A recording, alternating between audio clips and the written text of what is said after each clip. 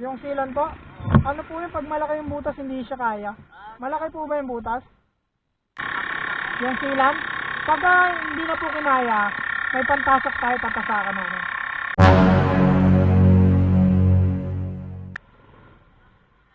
Anong nangyari, boss? Anong nangyari? Natusok yung Walang sealant?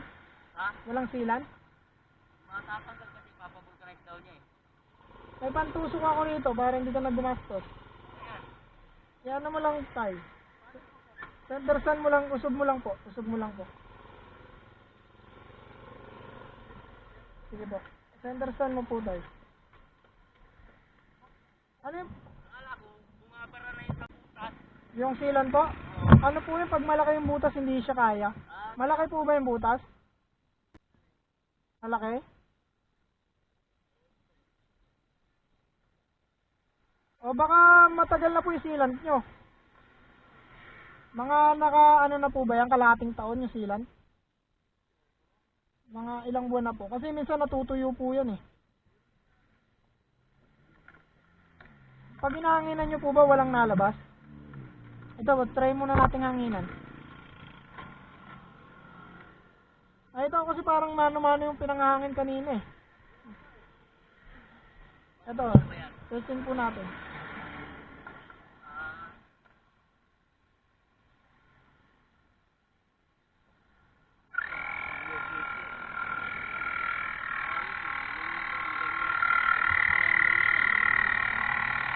Makikita po niya kung may sealant pa po yan, tatagos po yan dun.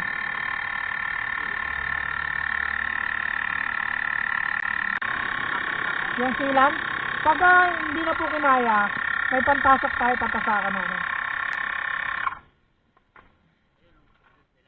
Ano na ba? Pumapatak? Ayan, umano na yung sealant nyo tayo. Ano natin ang tubig.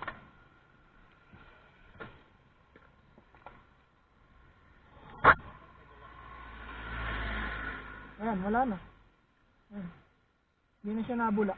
Kailangan po kasi medyo malakas yung hangin. Para umano siya. O, para pumersa yung sealant bababa. Ayan, okay na. Wala na siya, hindi na siya bumubula eh. Hindi, okay na po yan. Baba mo po. Apo, baba mo po. Hindi na po yan. Pag binunot mo yung ano, O, pag binunot nyo po yung...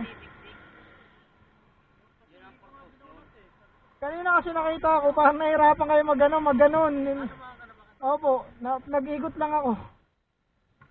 Sige po, ingat po, ingat. Ingat po tayo. Kaya.